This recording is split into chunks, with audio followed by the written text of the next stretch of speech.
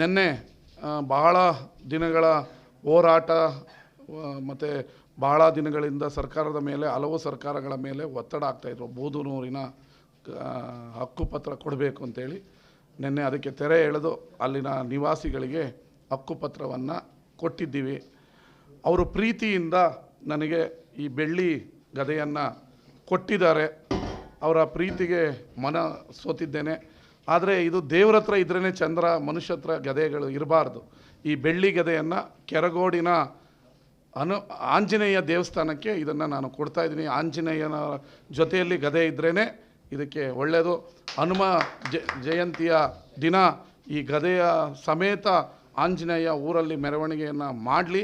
ಈ ಗದೆಯನ್ನು ನಾನು ಕೆರಗೋಡಿನ ಹನುಮಂತ ದೇವಸ್ಥಾನಕ್ಕೆ ನಾನು ಕೊಡ್ತೀನಿ. ಇದು ಯಾಕಂದರೆ ಈ ಜನರು ಮನಸೋತು ಭಾಳ ಪ್ರೀತಿಯಿಂದ ಅವರೆಲ್ಲ ತುಂಬ ಕಡು ಬಡವರು, ಕೂಲಿ ಮಾಡೋ ಅಂಥ ಜನ ಮನೆ ಕೊಡಲಿ ಅಂತೇಳಿ ಏನೇನೆಲ್ಲ ಹೋರಾಟ ಮಾಡಿದ್ರು. ಭಾಳ ಇದು ಭಾವನಾತ್ಮಕವಾದ ಸಂಬಂಧ. ಇದು ಕೊಟ್ಟಾಗ ಕಣ್ಣಲ್ಲೇ ನೀರು ಬರೋ ಥರ ಆಯ್ತದೆ. ಯಾಕಂದರೆ ಯಾರೋ ಶ್ರೀಮಂತರು ಎಲ್ಲ ಹುಡುಗರು ತಂದು ಅವರು ನಮ್ಮ ಅಣ್ಣನಿಗೆ ಒಳ್ಳೇದಾಗಲಿ ಅಂತ ಪ್ರೀತಿಯಿಂದ ಕೊಡೋದು, ಅಭಿಮಾನಕ್ಕೆ ಕೊಡೋದು, ಯಾವುದೋ ಕೆಲಸ ಮಾಡಿಸ್ಕೊಳ್ಳೋದಕ್ಕೆ, ನಮ್ಮನ್ನು ಓಲೈಕೆ ಮಾಡೋದಕ್ಕೆ ಕೊಡೋದು, ಇನ್ನೊಂದು ಕಾಂಟ್ರಾಕ್ಟ್ರ್ ತೊಗೊಳೋದಕ್ಕೆ ಕೊಡೋದು, ಅದು ಬೇರೆ. ಆದರೆ ಅವರಿಗೆ ಮನೆ ಸಿಕ್ಕಿದ ಖುಷಿಯಲ್ಲಿ ಅವರು ಕೂಲಿ ಮಾಡಿ ದುಡ್ದ 5 ರೂಪಾಯಿ 10 ರೂಪಾಯಿನ ಹೊಂದಿಸ್ಕೊಂಡು ಅವರು ದುಡ್ಡಲ್ಲಿ ಕೊಟ್ಟಿರೋ ಬೆಳ್ಳಿ ಗದೆಯನ್ನು ನಾನು ಕೆರಗೋಡಿನ ಆಂಜನೇಯ ದೇವಸ್ಥಾನಕ್ಕೆ ನಾನು ಕೊಡ್ತೀನಿ. ಇದು ಆಂಜನೇಯನ ಪಕ್ಕದಲ್ಲಿರಲಿ ಅನ್ನೋದು ನನ್ನ ಅಭಿಪ್ರಾಯ. ಈ ದಿನ ಪತ್ರಿಕಾಗೋಷ್ಠಿಗೆ BT ಚಂದ್ರಶೇಖರ್ ಅವರು, ಬೂದ್ನೂರು ಗ್ರಾಮ ಪಂಚಾಯತಿ ಕಾಂಗ್ರೆಸ್ ಮುಖಂಡರು, ಜಯರಾಮ್ ಅವರವರು, ಹಾಗೂ ಗೌಡಗೆರೆ ಕಾಂಗ್ರೆಸ್ ಮುಖಂಡರಂಥ ಜಯರಾಮ್ ಅವರವರು, ಹಾಗೂ ಸತೀಶ್ ರವರು, ಅಶ್ವಥ್ರವರು, ಪಂಚಾಯತಿ ಅಧ್ಯಕ್ಷರು, ಹಾಗೂ ನಾನು ಮಂಡ್ಯ ಗ್ರಾಮಾಂತರ ಬ್ಲಾಕ್ ಕಾಂಗ್ರೆಸ್ ಅಧ್ಯಕ್ಷರು H. ಅಪ್ಪಾಜಿಯವರು, ಹಾಗೂ ಈ ಕಾರ್ಯಕ್ರಮಕ್ಕೆ ತಮ್ಮ ಎಲ್ಲ ಪತ್ರಿಕಾಗೋಷ್ಠಿಯ ತಮ್ಮೆಲ್ಲರಿಗೂ ಸಹ ಈ ಪತ್ರಿಕಾಗೋಷ್ಠಿಗೆ ಆಗಮಿಸಿರ್ತಕ್ಕಂಥ ನಮ್ಮ ದೂರದರ್ಶನದವರು ಹಾಗೂ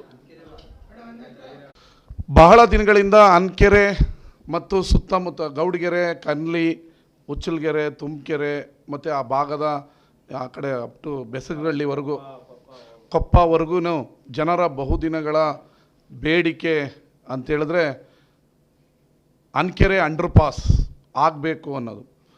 ಈ ಹಿಂದೆ ಅಲ್ಲಿನ ಗ್ರಾಮಸ್ಥರು ರಸ್ತೆಗಿಳಿದು ಹಲವಾರು ಹೋರಾಟಗಳನ್ನು ಮಾಡಿ ಲಾಠಿ ಚಾರ್ಜ್ಗಳಾದಂಥ ಸಂದರ್ಭದಲ್ಲಿ NH ನ್ಯಾಷನಲ್ ಹೈವೇ ಅವರು ಒಂದು ಆದೇಶವನ್ನು ಹೊರಡಿಸಿ ಶೀಘ್ರದಲ್ಲೇ ಅಂಡರ್ ಪಾಸನ್ನು ಮಾಡ್ತೀವಿ ಅಂತೇಳಿ ಆದೇಶವನ್ನು ಹೊರಡಿಸಿ ರೈತರ ಕೈಗೂ ಕಳೆದ ಸರ್ಕಾರದ ಅವಧಿಯಲ್ಲಿ ಕೊಟ್ಟಿದ್ದರು. ನಾನು ಗೆದ್ದ ನಂತರ ಈಗ ಮಾಡ್ತೀವಿ ಆಗ ಮಾಡ್ತೀವಿ ಅಂತೇಳಿ ಪ್ರತಿ ಸಭೆಯಲ್ಲಿ KDP ಮೀಟಿಂಗ್ನಲ್ಲಿ ಹಲವಾರು ಬಾರಿ ಅವರ RO ಹತ್ರ, ವಿಧಾನಸೌಧದಲ್ಲಿ ನಮ್ಮ ಉಸ್ತುವಾರಿ ಸಚಿವರ ನೇತೃತ್ವದಲ್ಲಿ, ಲೋಕೋಪಯೋಗಿ ಸಚಿವರ ನೇತೃತ್ವದಲ್ಲಿ ಸಭೆಗಳಾದಾಗಲೂ ಕೂಡ, ನಂತರ ಮುಖ್ಯಮಂತ್ರಿಗಳು ಒಮ್ಮೆ ಮಂಡ್ಯದಲ್ಲಿ ಹೈವೇ ಪರಿಶೀಲನೆಗೆ ಬಂದಂಥ ಸಂದರ್ಭದಲ್ಲೂ ಕೂಡ ಅಂಡರ್ ಪಾಸ್ ಕಾಮಗಾರಿಯನ್ನು ನಾವು ಆರಂಭಿಸ್ತೀವಿ, ಅತಿ ಶೀಘ್ರದಲ್ಲೇ ದುಡ್ಡೆತ್ತಿಟ್ಟಿದ್ದೀವಿ ಅಂತ ಹೇಳ್ತಾನೆ ಬಂದರು. ಈಗ ಏಕಾಏಕಿ ಅಂಡರ್ ಪಾಸ್ನ ಕೈಬಿಟ್ಟು ಮೇಲ್ಗಡೆ ಸೇತುವೆಯನ್ನು ಮಾಡ್ತೀವಿ ಅಂತೇಳಿ NH ಅವರು ಒಂದು ಆದೇಶವನ್ನು ಹೊರಡಿಸಿದ್ದಾರೆ. ಅದು ಗೊಂದಲದ ಆದೇಶ ಥರ ಕಾಣ್ತಾ ಇದೆ. ಕೇಳಿದ್ರೆ ಈಗ ಮೇಲ್ ಸೇತುವೆ ಮಾಡ್ತೀವಿ, ಆಮೇಲೆ ಅಂಡರ್ ಪಾಸ್ ಮಾಡ್ತೀವಿ ಅನ್ನೋ ಒಂದು ಆರೈಕೆಯ ಉತ್ತರವನ್ನು ಕೊಡ್ತಾ ಇದ್ದಾರೆ. ಇದರಿಂದ ಆ ಭಾಗದ ರೈತರಿಗೆ ತೊಂದರೆ ಆಗ್ತಾಯಿದೆ, ಮಹಿಳೆಯರು ಓಡಾಡೋಕ್ಕೆ ತೊಂದರೆ ಆಗ್ತಾಯಿದೆ.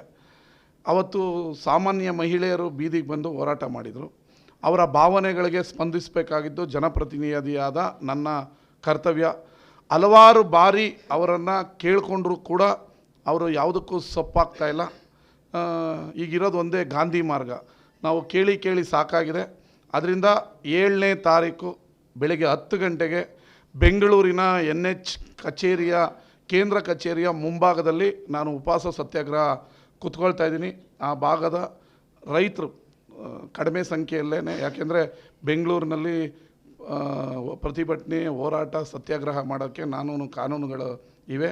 ಅದರಿಂದ ಒಂದು 5 ಜನ ನಾವು NH ಆಫೀಸ್ ಮುಂದೆನೇ ಉಪವಾಸ ಸತ್ಯಾಗ್ರಹವನ್ನು ಕೂತ್ಕೊಳ್ತಾ ಇದ್ದೀವಿ.